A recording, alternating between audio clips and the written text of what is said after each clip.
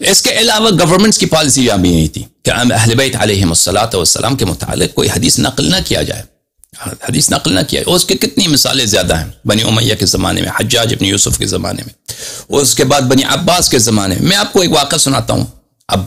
بنی عباس کے زمانے میں منصور جو عبداللہ ابن محمد ابن علی ابن عبداللہ ابن عباس ابن عبد المطلب جو خلیفہ ہے جماعت عمریہ کے بنی عباس کا، منصور دوانقی جس کو بولتے ہیں، اس کا سلیمان ابن مہران اعمش کے ساتھ ایک واقعہ ہے. ملاحظہ فرمائیے، یہ کتاب ہے مناقب امیر المؤمنین علیہ الصلوۃ والسلام، تالیف الحافظ ابو الحسن ابن مغازلی کی، متوفی سنہ 443. یہ کتاب ایک وہابی آدمی نے، الوداعی، دکتر الوداعی نے اس کو جو ہے چھاپا ہے، تحقیق کی ہے. یہاں پہ صفحہ نمبر 197 میں حدیث الاعمش والمنصور، اعمش اور منصور کی حدیث، اعمش اور منصور کے درمیان جو گفتگو ہوا ہے. یہ بنی عباس کا زمانہ ہے، اور یہ منصور دوانقی جو ہے عبداللہ ابن عباس کا پوتا ہے. توقع سے یہی ہے کہ آپ بنی عباس کے ہیں، آپ بنی امیہ کے سے نہیں ہیں. امیر المؤمنین علیہ السلام بنی ہاشم کا سب سے بزرگ انسان ہے رسول پاک صلی اللہ علیہ وسلم کے بعد، آپ ان کی عزت کریں. لیکن بالعکس وہ سیاسی مقاصد کے بنا پر بنی عباس نہیں چاہتے تھے کہ امیر المؤمنین علیہ السلام کے فضائل بیان کیے جائیں، اور یا حضرت ابو طالب علیہ السلام کے فضائل بیان کیے جائیں، بلکہ وہ چاہتے تھے کہ حضرت ابو طالب علیہ السلام، حضرت امیر المؤمنین علیہ السلام کو نیچے کیا جائے. اس کی وجہ کیا تھی؟ کہ اس کی وجہ یہ تھی کہ وہ چاہتے تھے کہ عباس کو اوپر کیا جائے. اس کی سیاست یہی تھی. اور اس لیے اس کی وجہ میں نے بتایا تھا نا، جو بحث نکاح سیدہ میں تھا، کہ بن الحسن جو تھے وہ چیلنج کرتے تھے بنی عباس کو. بن الحسن، امام حسن علیہ السلام کے اولاد جو تھے، وہ چیلنج کرتے تھے ان کی کہ خلافت ہمارا حق ہے. بلکہ بنی عباس نے شروع میں بیعت کی تھی نفس زکیہ کے ساتھ، محمد ابن عبداللہ ابن الحسن ابن علی ابن ابی طالب علیہ السلام کے ساتھ بیعت کی تھی ان لوگوں نے. اصل خلافت تو ان کا حق بنتا تھا، کیونکہ ان لوگوں نے ان کے ساتھ بیعت کیا تھا، اور لوگ بھی ان کے ساتھ تھے، علماء بھی ان کے ساتھ تھے، اور زیدیوں کے ساتھ تھے لوگ. یہ نفس زکیہ بھی زیدی تھا، امامت کے مدعی تھے، یہ مہدی ہونے کا ادعا کرتے تھے.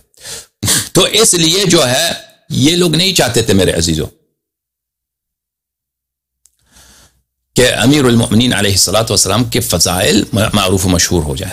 ان کا سیاسی مقصد یہی تھا، اور وہ چاہتے تھے کہ ابو بکر عمر کو امیر المؤمنین علیہ السلام سے بہتر دکھایا جائے، تاکہ ان کا اپنا جو ہے قبضہ حکومت پر، ان کا اپنی حقداری حکومت پہ لوگوں کے لیے بہتر ثابت ہو سکے. کیونکہ امیر المؤمنین علیہ الصلوۃ والسلام کی خلافت کا اور ان کے افضلیت کا اگر اعتراف کیا گیا تو پھر ان کے اولاد جو ہیں ان کے سیاسی مقاصد میں ان کا فائدہ ہوگا. سمجھ میں آ رہی نا؟ گرچہ امام صادق علیہ الصلوۃ والسلام سیاست کے پیچھے نہیں تھے کہ وہ انقلاب کر دیں یا حکومت کر دیں یا بنی عباس کا تختہ الٹا دیں، لیکن یہ وجہ کیا تھی؟ وجہ سادات بن الحسن کی وجہ سے تھی، کہ زیدیوں کی وجہ سے، کہ وہ لوگ انقلاب کرنے کے چکر میں تھے. اچھا، یہاں پہ روایت نمبر 188 کو 3 طرق کے ساتھ روایت کیا ہے ابن مغازلی نے. یہ پہلا طریق پچھلے صفحے میں، دوسرا طریق اور تیسرا طریق. روایت کرتے ہیں کن سے؟ سلیمان ابن مہران اعمش. سلیمان ابن مہران اعمش کہتا ہے کہ ایک رات کو میرے پاس رسول آیا، پیغام لینے والا آیا منصور کا، کہ خلیفہ تجھے بلا رہے ہیں. تو مجھے بڑا ڈر گیا، خلیفہ اس رات کو مجھے کیوں بلا رہے ہیں؟ ٹھیک ہے نا؟ تو اس نے کہا کہ مجھے نہیں معلوم کہ آپ کو کس لیے بلا رہے ہیں. تو میں نے سوچا کہ اس رات کے اس وقت مجھے بلا رہے ہیں ان يسألني عن فضائل امیر المؤمنین علی ابن ابی طالب علیہ السلام فإن اخبرته قتلنی. مجھے رات کے اس وقت یہ بلا رہا ہے خلیفہ. لیکن بغداد میں اس زمانے کا سب سے بڑا عالم سلیمان بن مہران اعمش، اس کو بلایا جا رہا ہے، کس کے دربار میں بلایا جا رہا ہے. پوچھ رہا ہے کہ مجھے کس لیے خلیفہ نے بلایا ہے؟ کہتا ہے مجھے نہیں معلوم. کہتا ہے میں نے خود سوچا کہ مجھے رات کو اس وقت بلا رہے ہیں، اس لیے بلا رہے ہیں کہ مجھے فضائل اہل امیر المؤمنین علیہ السلام کے متعلق پوچھیں. فإن اخبرته قتلنی.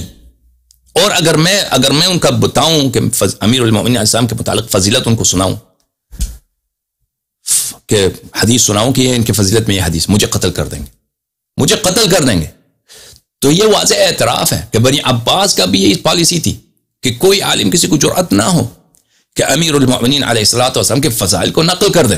کوئی نقل کرتا ہے تو اس کو قتل کیا جاتا ہے، چاہے وہ اپنے زمانے کا سب سے بڑا عالم ہو، سلیمان ابن مہران اعمش کیوں نہ ہو۔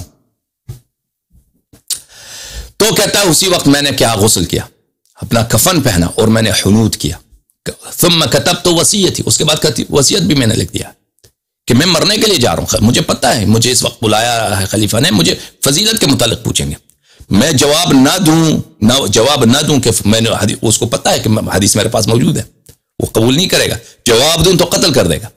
بہرحال اس نے غسل کیا، کفن پہنا، حنوت لگایا اور کیا وصیت بھی لکھ کے چلا گیا۔ تم کہتا ہے میں وہ دربار میں گیا، خلیفہ نے مجھے دیکھا کہ کہا قریب آ جاؤ، میں قریب گیا تو اس نے حنوت کا اس کو بو آ گئی، بو اس کے ناک میں آ گئی، تو اس نے کہا تو نے حنوت کیوں لگایا، تو میرے پاس آیا حنوت کیوں لگایا؟ تو میں نے کہا کہ میں نے اس لیے حنوت لگایا، اس نے کہا اگر تو سچ نہ بتا تو مجھے قتل کر دوں گا۔ یا سلیمان ما هذه الرائحة، یہ بو کیا ہے؟ تصدقنی وإلا قتلتک، سچ بتاؤ وإلا میں تجھے قتل کر دوں گا، منصور نے کہا۔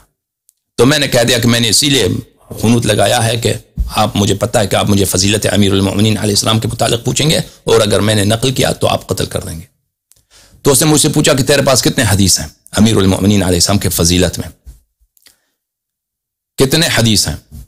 تو اس نے پوچھا کہ اس نے مجھے قسم دی کہ میں کون ہوں، میں نے کہا آپ میرے خلیفہ ہیں، آپ اپنے عباس کے بیٹے ہیں۔ تو میں نے کہا آپ میں اہل بیت میں سے ہوں، ہاں آپ اہل بیت، میں تجھے واسطہ دیتا ہوں، چلو اہل بیت علیہ السلام کے واسطہ کہ میں ان کا رشتہ دار ہوں پیغمبر کا، مجھے بتاؤ کہ تیرے پاس کتنے حدیث ہیں امیر المؤمنین علیہ السلام۔ تو میں نے کہا کہ میرے پاس 10,000 حدیث ہیں، 10,000 حدیث ہیں۔ تو اس نے کہا، تو خلیفہ نے کہا کہ میرے پاس 2 حدیث ہیں۔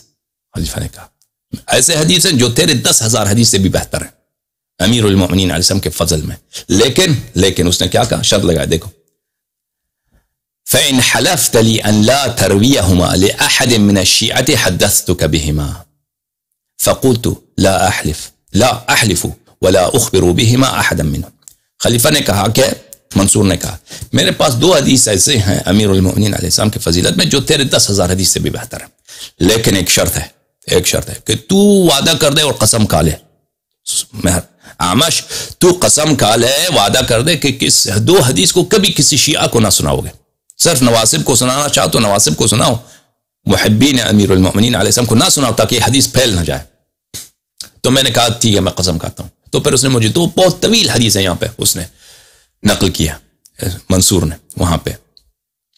دیکھیں میرے عزیزوں کہ کتنی واضح پالیسی ہے گورنمنٹ کی کہ امیر المؤمنین علیہ السلام کی فضیلت میں حدیث نقل نہ کیا جائے، امیر المؤمنین علیہ السلام کی فضیلت میں حدیث نقل نہ کیا جائے۔